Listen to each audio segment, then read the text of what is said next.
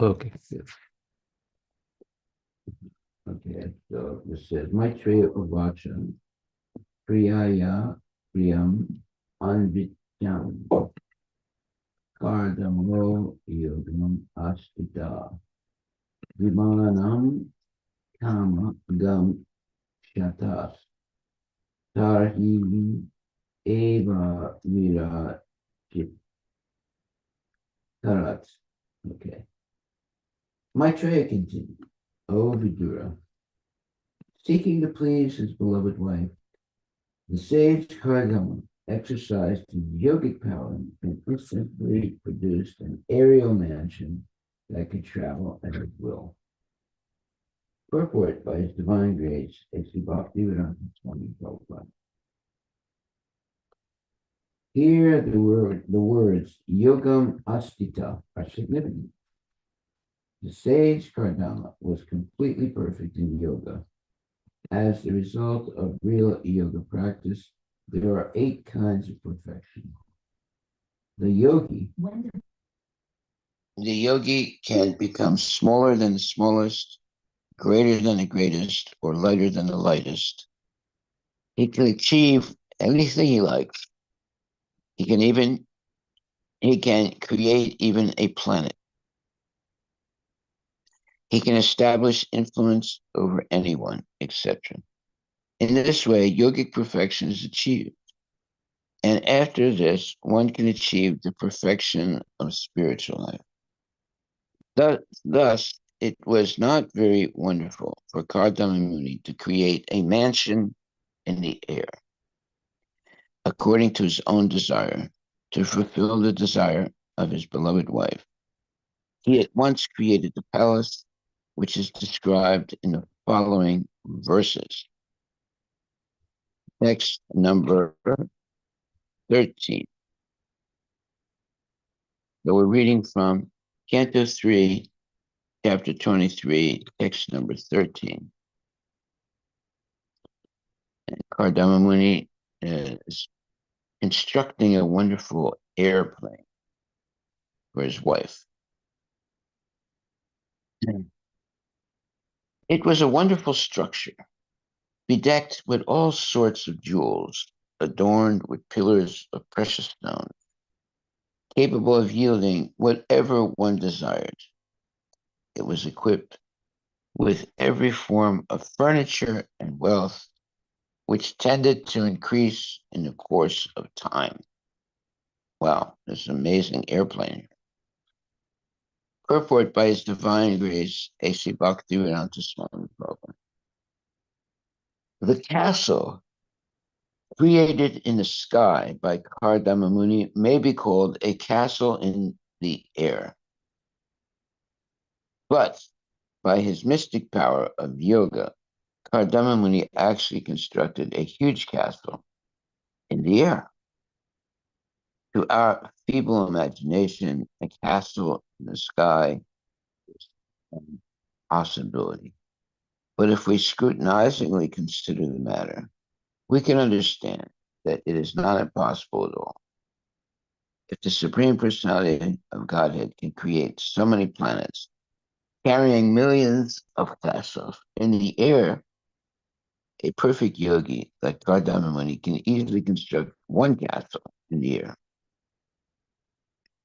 The castle is described as Sarva Kama Dugam, yielding whatever one desired. It was full of jewels.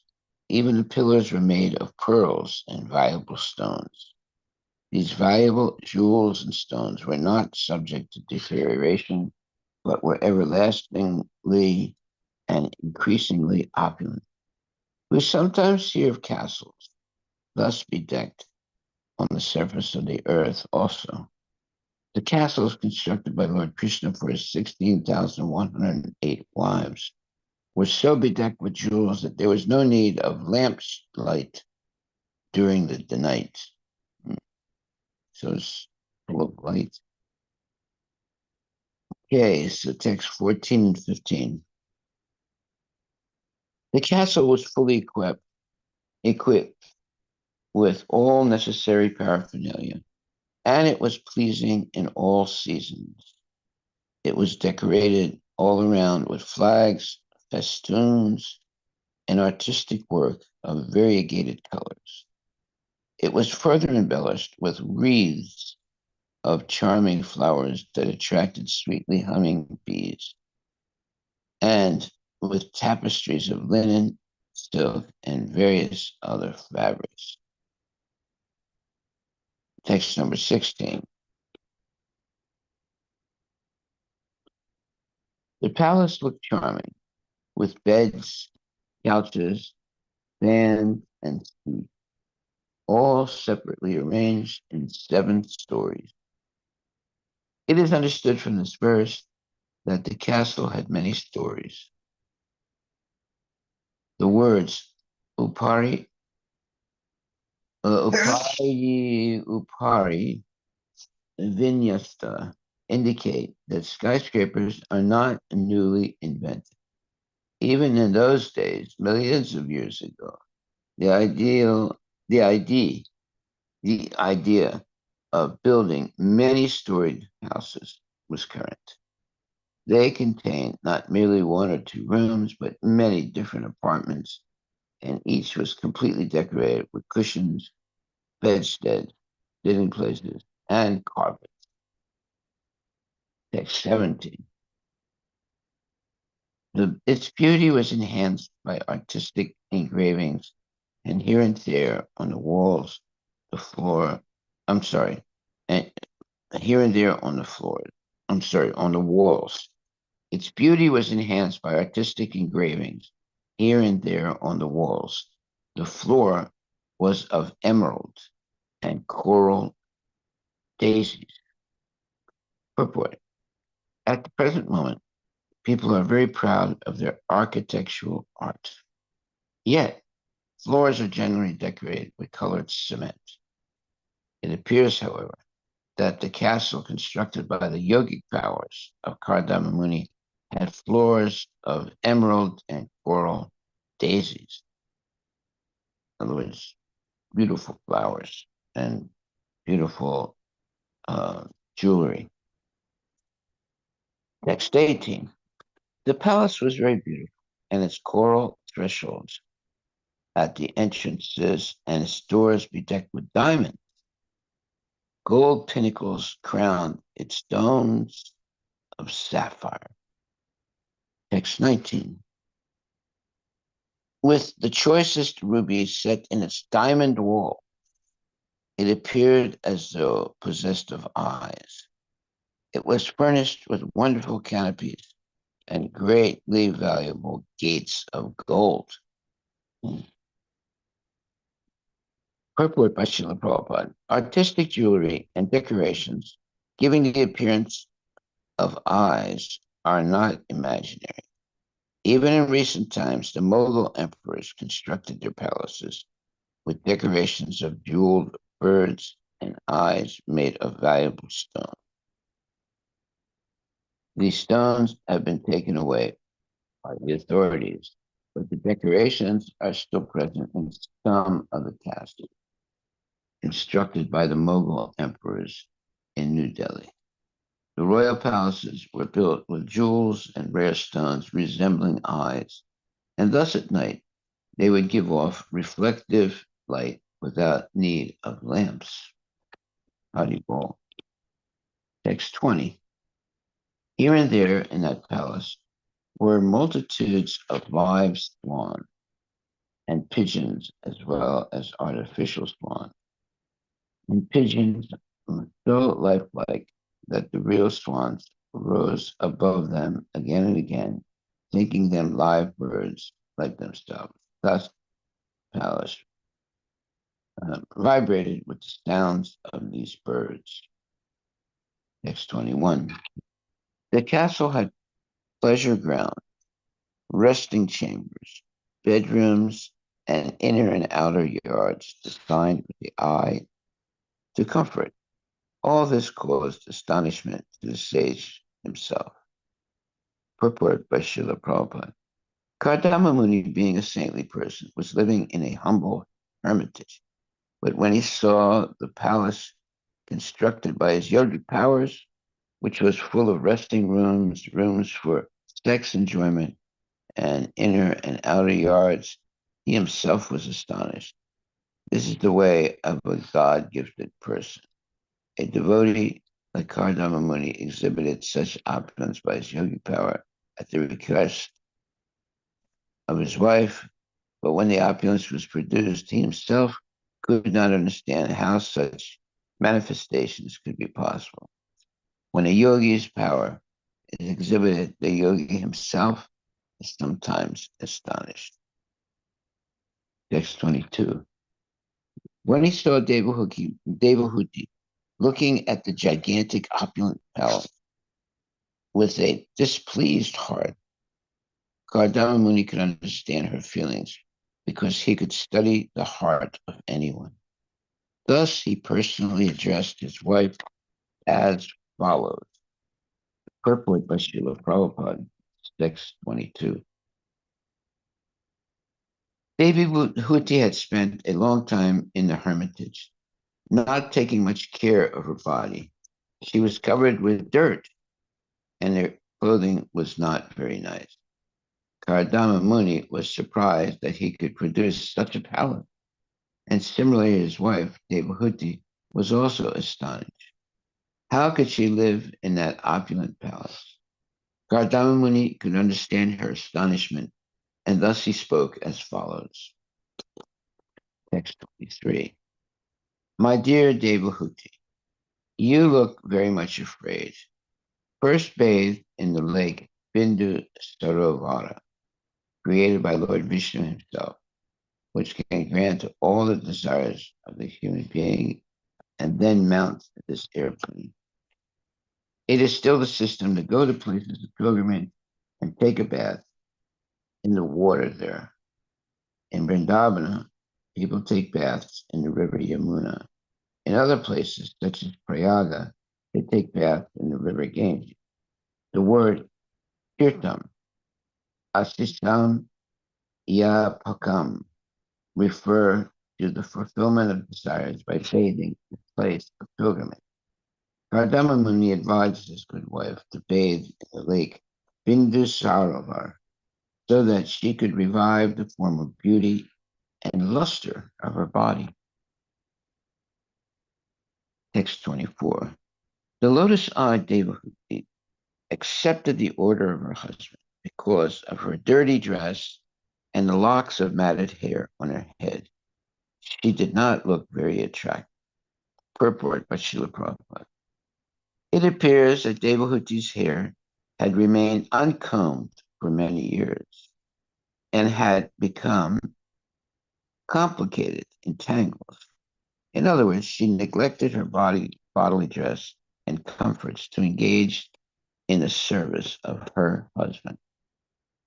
Text 25.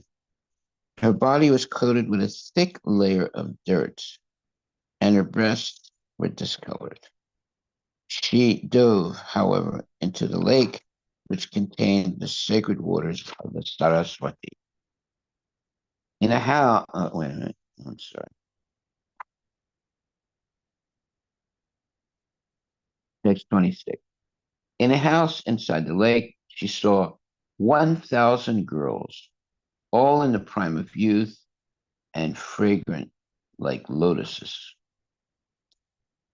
Seeing her, the damsel suddenly rose and said with folded hands, "We are your maidservants. Tell us what we can do for you." Purport by Srila Prabhupada. While Devahuti was thinking of what to do in the great palace in her dirty clothes, there were at once, by the yogic powers of Kardama Muni, 1,000 maidservants prepared to serve her. They appeared before Devahuti within the water and presented themselves as her maidservants, simply awaiting her order. Text 28. The girls being very respectful to Devahuti, brought her forth, and after bathing her with valuable oils and ointments, they gave her fine, new, spotless cloth to cover her body. It's interesting that they bathe her with oils and ointments, not with soap. Yeah. Okay, text 29. They then decorated her with very excellent and valuable jewels, which shone brightly. Next, they offered her food containing all good qualities and a sweet, inebriating drink called asavam. Asavam. Asavam is an Ayurvedic medical preparation. It is not a liquor. It is especially made from drugs and is meant to improve metabolism for the healthy condition of the body. Very good. Text 30. Then in a mirror, she beheld her own reflection. Her body was completely freed from all dirt, and she was adorned with a garland. Dressed in unsullied robes and decorated with auspicious marks of tilaka, she was served very respectfully by the maid. Next 31. Her entire body, including her head, was completely bathed and was decorated all over with ornaments. She wore a special necklace with a locket. There were bangles on her wrists and tinkling anklets of gold about her ankle. Purport by Srila Prabhupada. The word Pita Snanam appears here. According to the Smriti Shastras, directions for daily duties, ladies are allowed to bathe daily up to the neck. The hair on the head does not necessarily have to be washed daily because the mass of wet hair may cause a cold. For ladies, therefore, taking a bath up to the neck is ordinarily prescribed, and they take a full bath only on certain occasions. On this occasion, Devahuti took a full bath and washed her hair very nicely. When a lady takes an ordinary bath, it is called Mala Snana, and when she takes a full bath, including the head, it is called Shira Snana. At this time, she needs sufficient oil to smear on her head.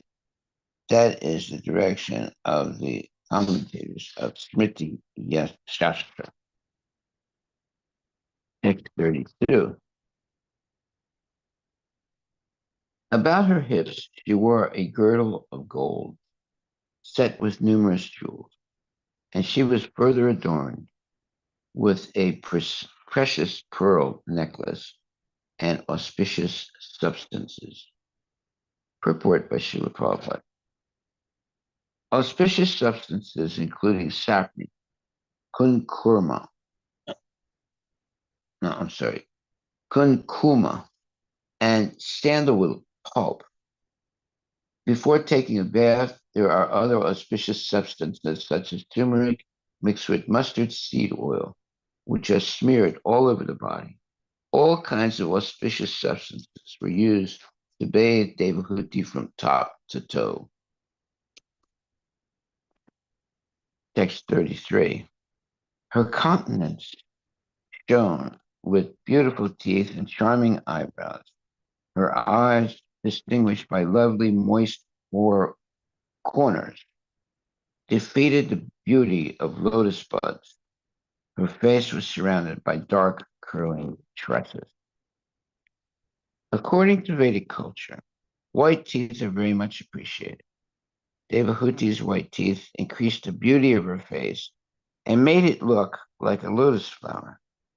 When a face looks very attractive, the eyes are generally compared to lotus petals and the face to a lotus flower. Text 34. When she thought of her great husband, the best of the sages, Kardama Muni, who was very dear to her, she, along with all the maidservants, at once appeared where he was. Purport by Srila Prabhupada. It appears from this verse that in the beginning, Devahuti thought herself to be dirty and dressed in a very niggardly way. Niggardly means not very opulent. When her husband asked her to enter the lake, she saw the maidservants and they took care of her. Everything was done within the water, and as soon as she thought of her beloved husband, Kardama, she was brought before him without delay. These are some of the powers attained by perfect yogis.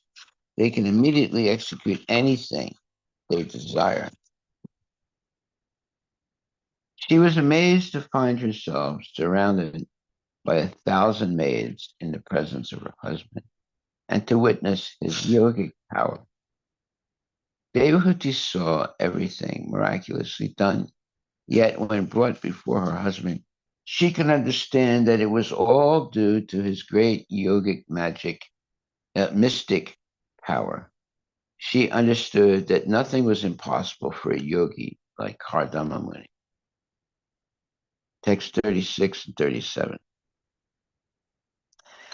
The sage could see that Devahuti was washed and had washed herself clean and was shining forth as though no longer his former wife.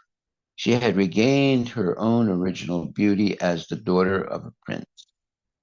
Dressed in excellent robes, her charming breasts duly girded, she was waited upon by 1,000 Gandharva girls.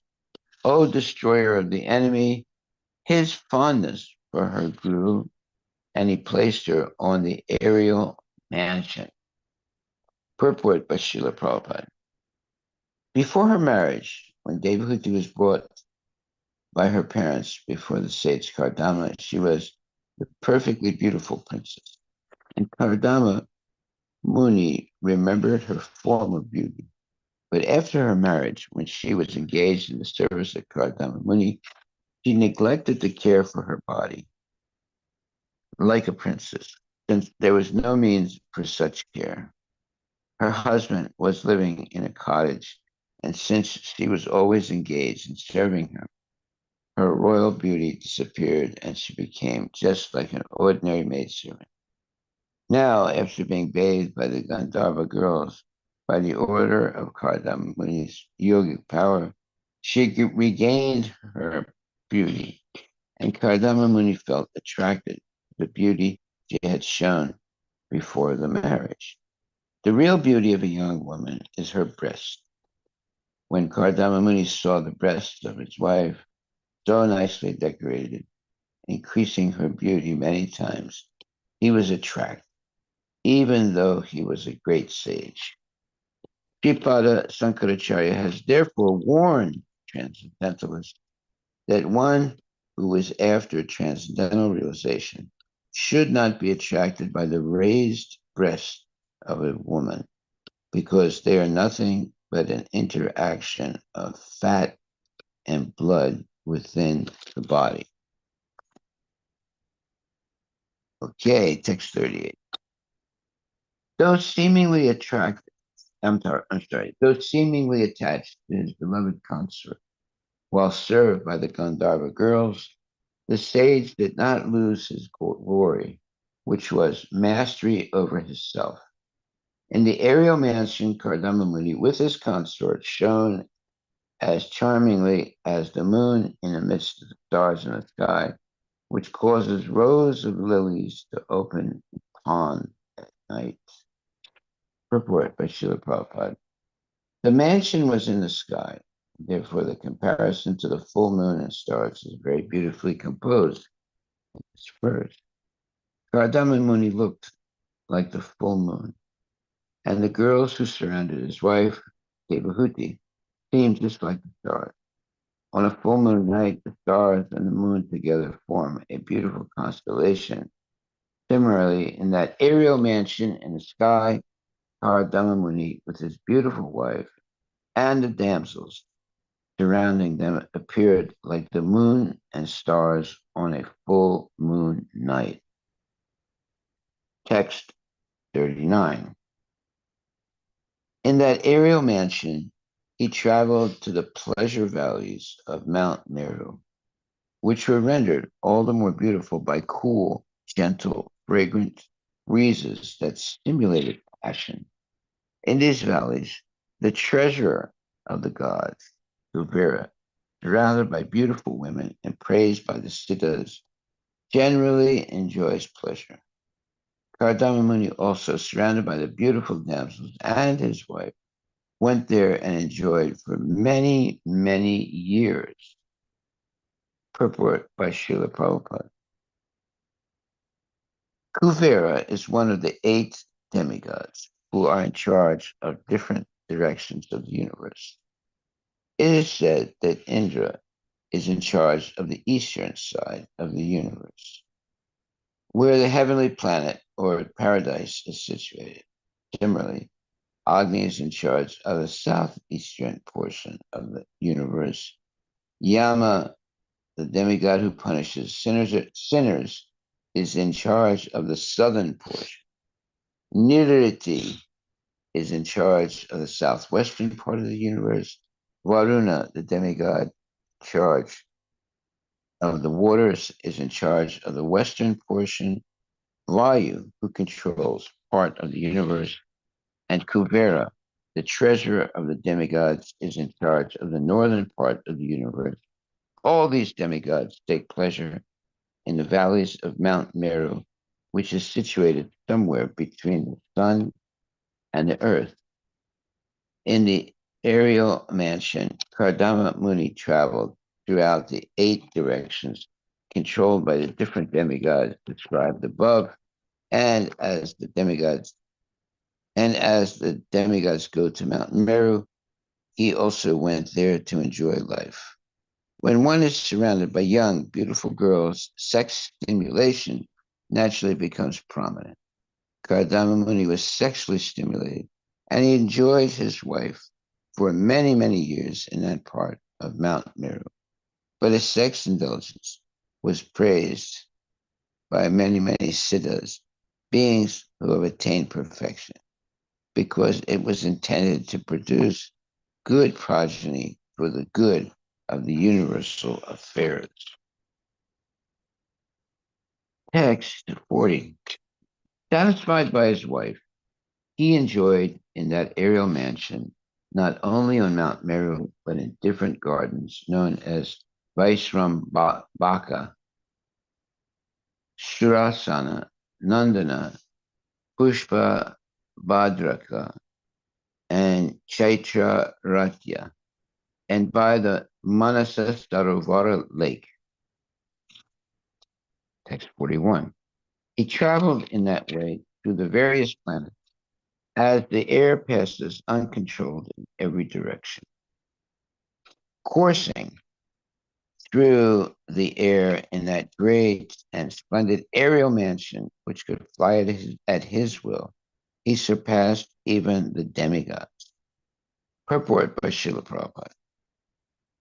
The planets occupied by the demigods are restricted to their own orbits, but Kardama Muni, by his yogic power, could travel all over the different directions of the universe without restriction.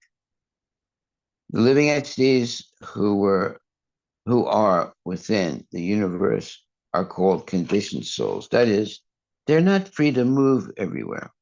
We are inhabitants of this earthly globe. We cannot move freely to other planets. In the modern age, man is trying to go to other planets, but so far he has been unsuccessful. It is not possible to travel to any other planet because by the laws of nature, even the demigods cannot move from one planet to another.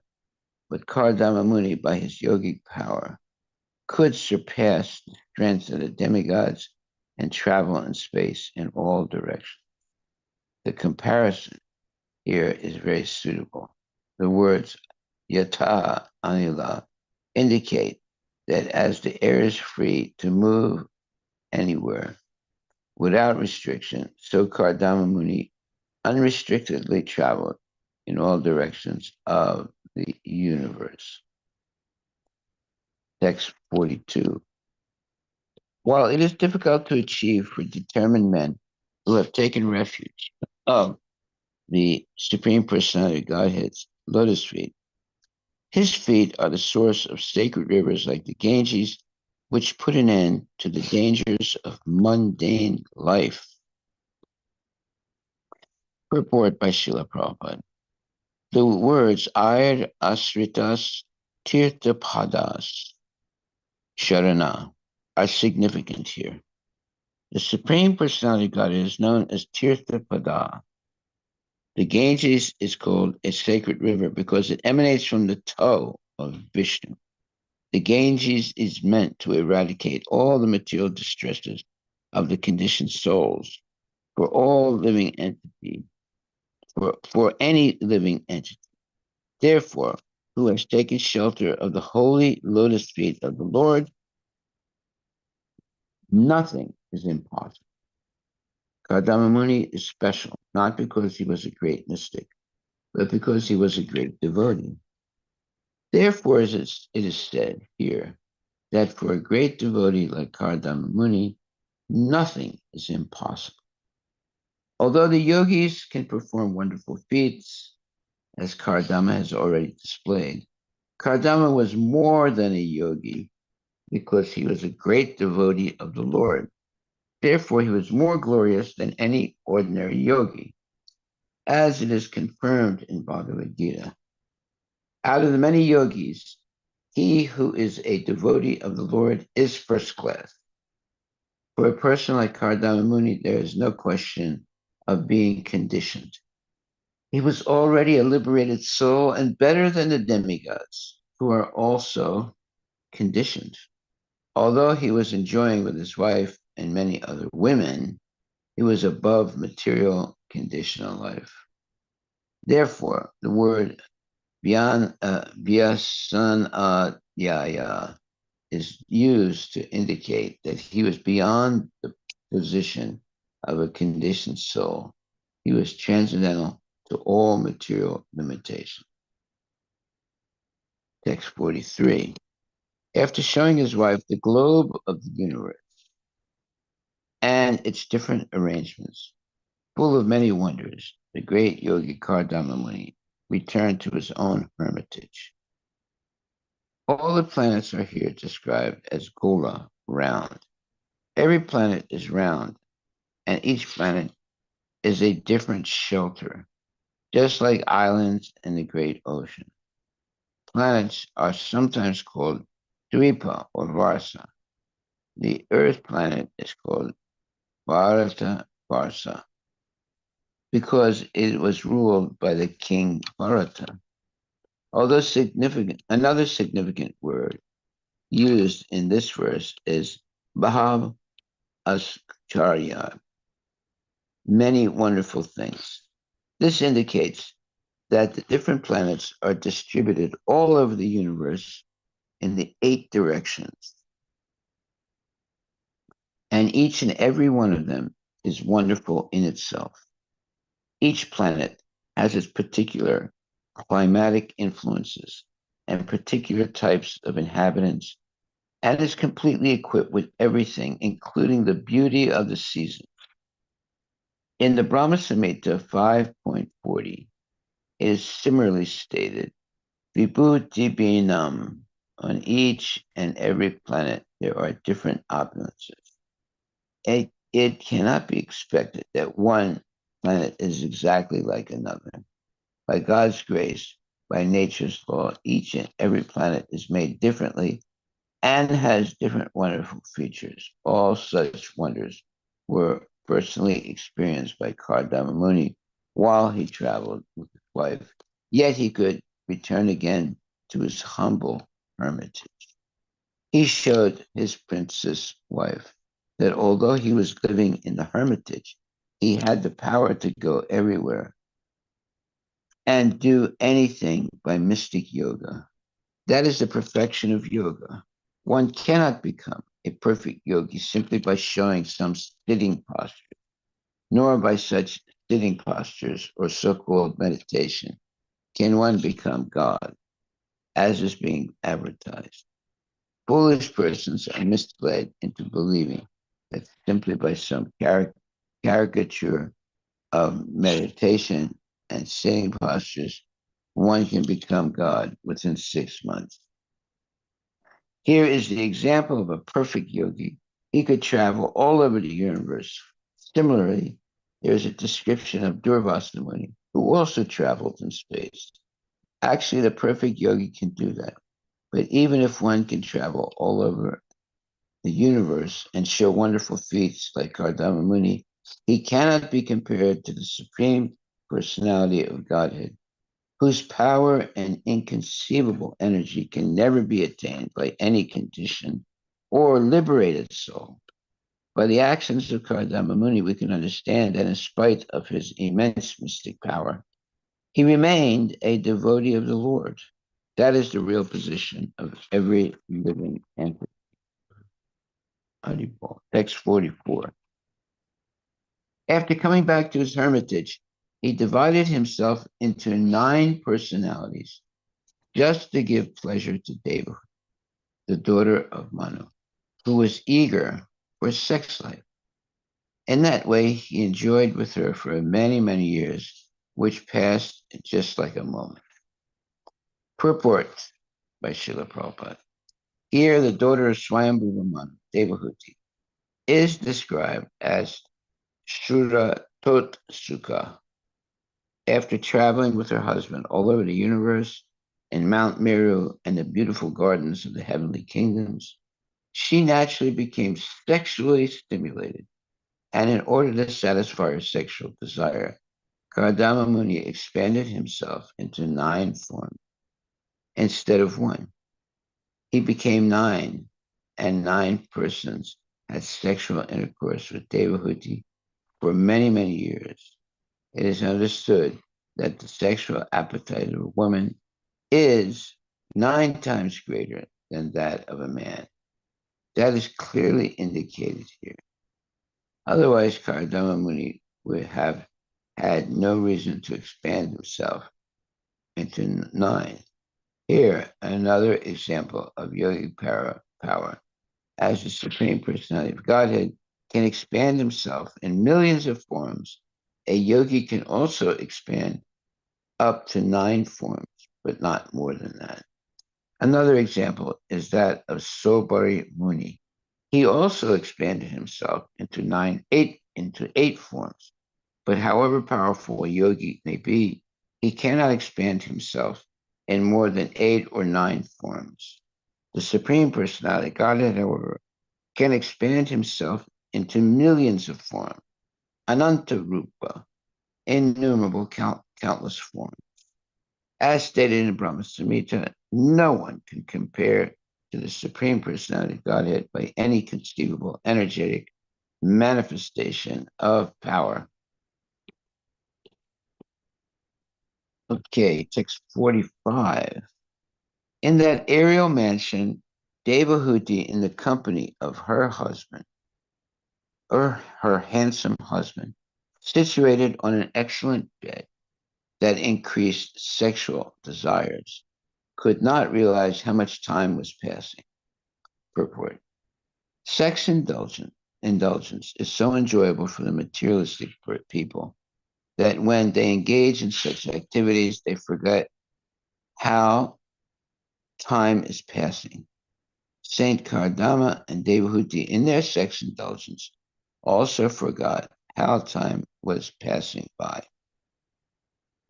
Text 46.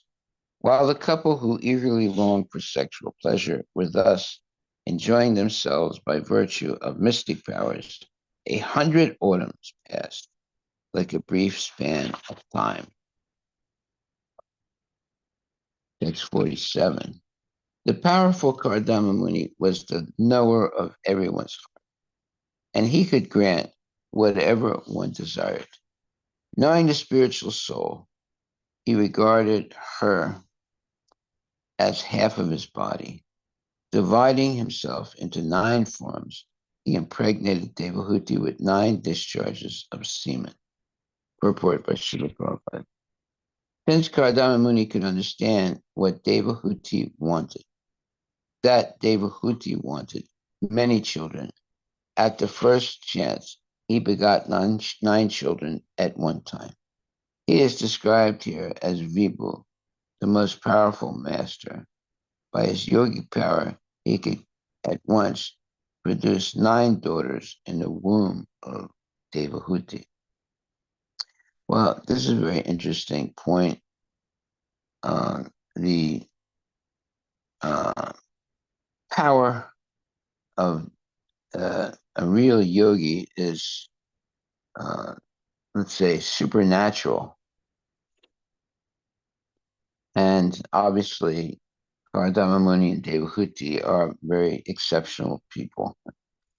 Uh, however, uh, it says here, by his yogic power, he could at once produce nine daughters in the womb of Devahuti. Now, nobody else can do that. I mean, no normal people can do that. And we shouldn't be surprised because these are not normal people. But you're not going to see that in in happening uh, unless we go to a higher uh, state of life and consciousness. Okay, so text 48. Immediately afterward, on the same day, Devahuti gave birth to nine female children, all charming in every limb and fragrant with the scent of the red lotus flower. So you see, in these heavenly realms, women did not have to, carry a child, like 9 months, uh, then have childbirth and all that. These things are happening very quickly and not encumbering women. Let's put it like that, with long periods of trying to have childbirth. It's like happening, in the same day.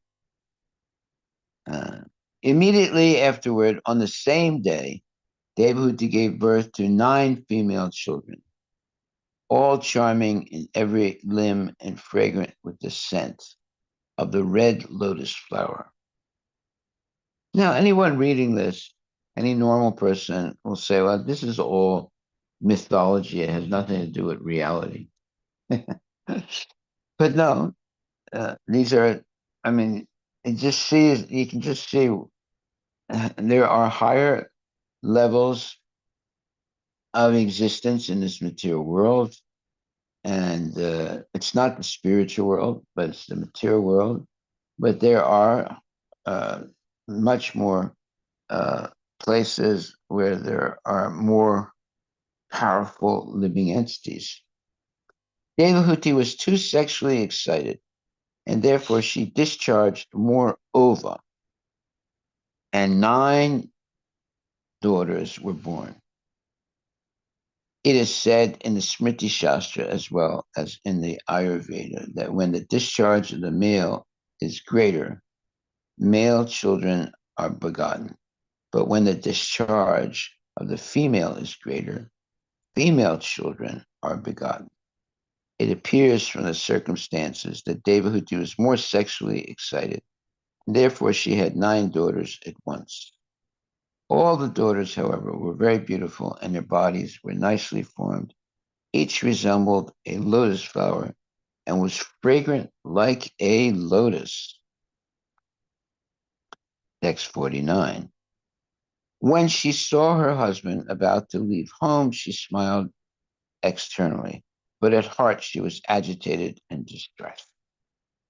Kardama Muni finished his household affairs quickly by his mystic powers, and by his mystic power.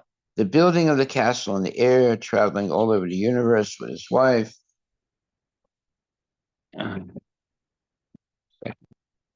in the company of beautiful girls and begetting of children were finished.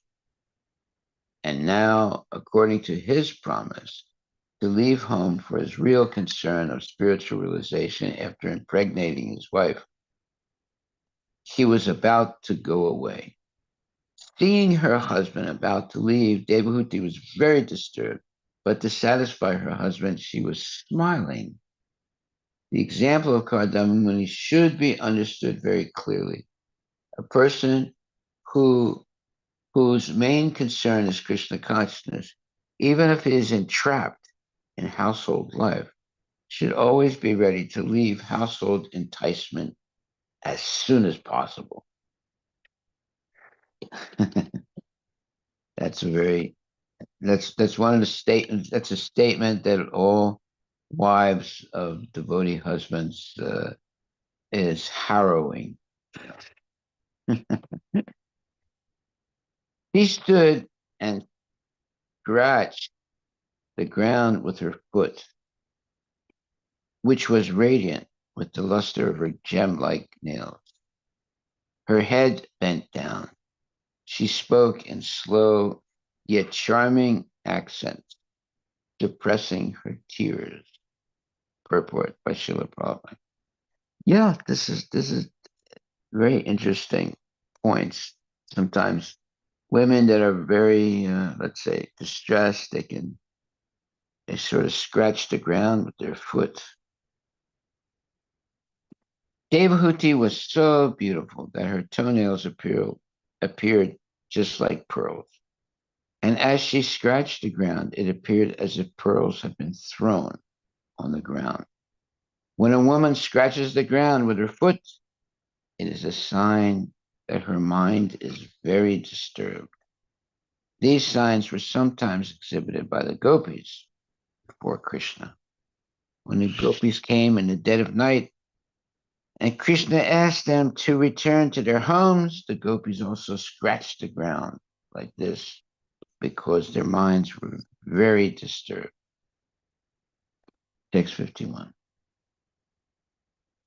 Sri Devahuti said, "My lord, you have fulfilled all the promises you gave me. Yet, because I am your surrendered soul, you should give me fearlessness too, or also."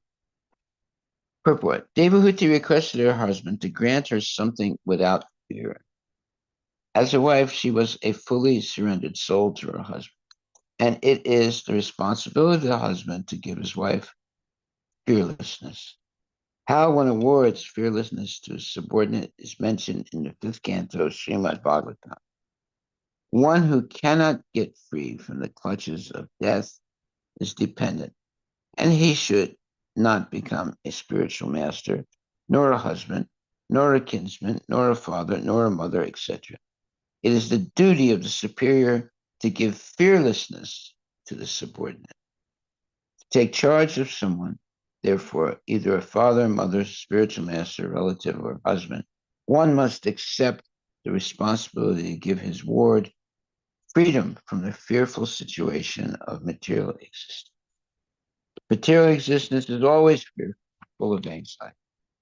Devahuti is saying, "You have given me all sorts of material comforts by your yogic power.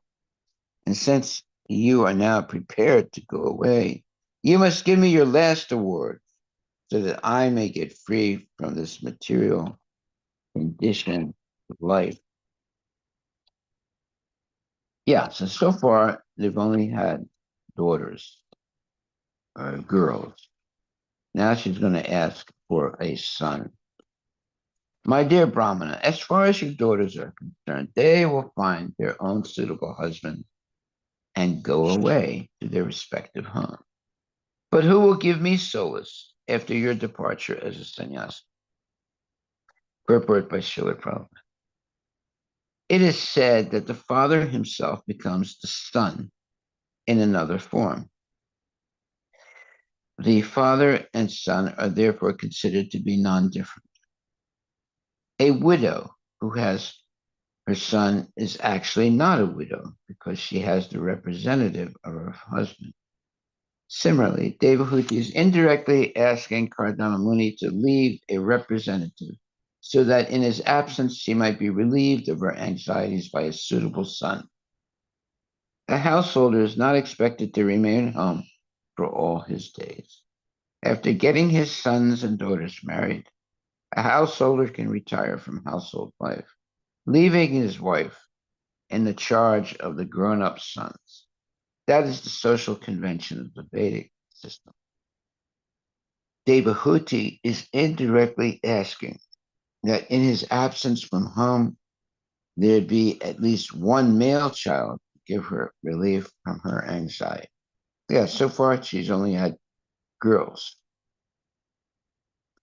The relief means spiritual instruction. That's a very big statement. The relief means spiritual instruction. Relief does not mean material comfort.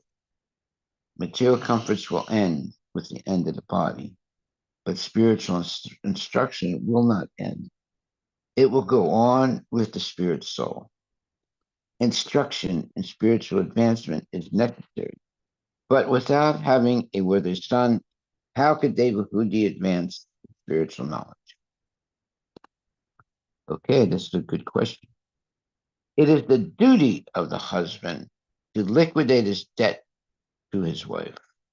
The wife gives her sincere service to the husband, and he becomes indebted to her because one cannot accept service from his subordinate without giving him something in exchange.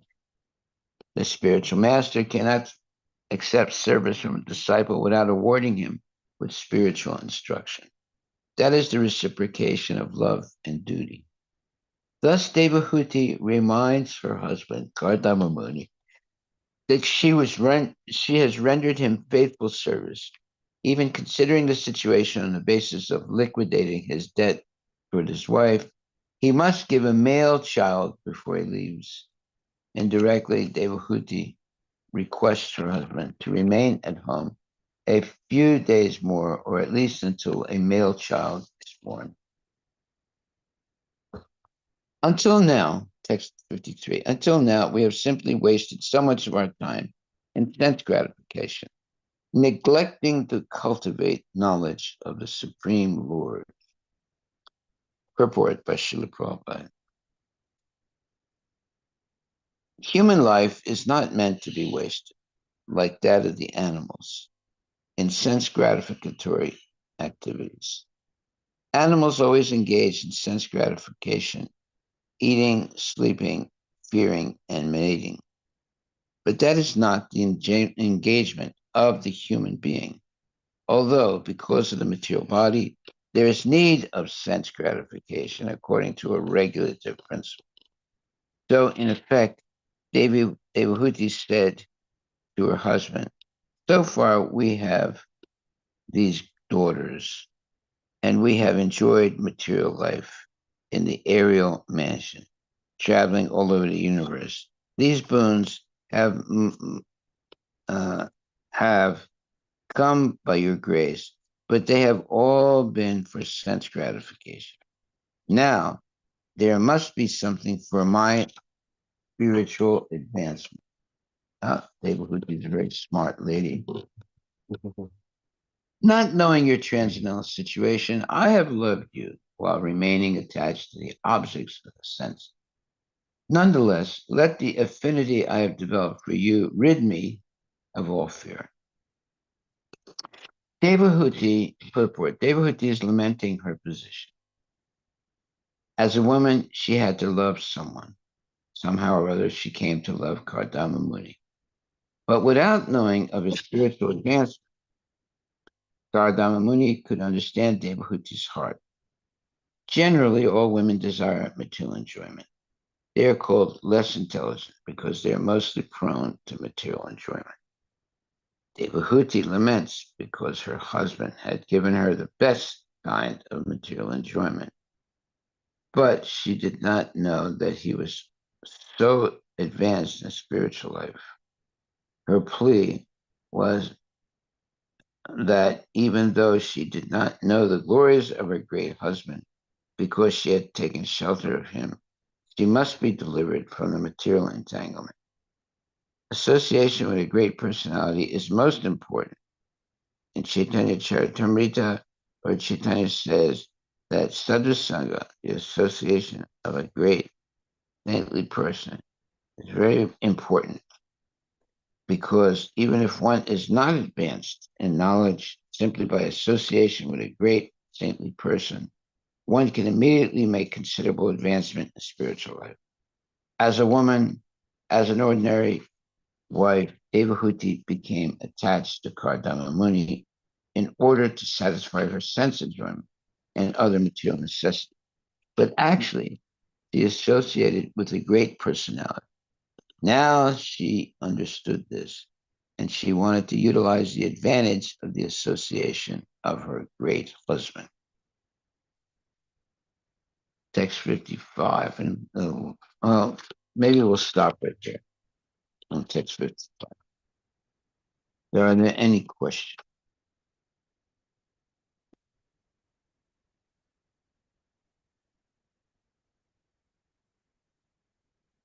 See, even with great personalities like Kardama Muni and Devahuti, there is sex, you know, and more, let's say, intense than with normal people.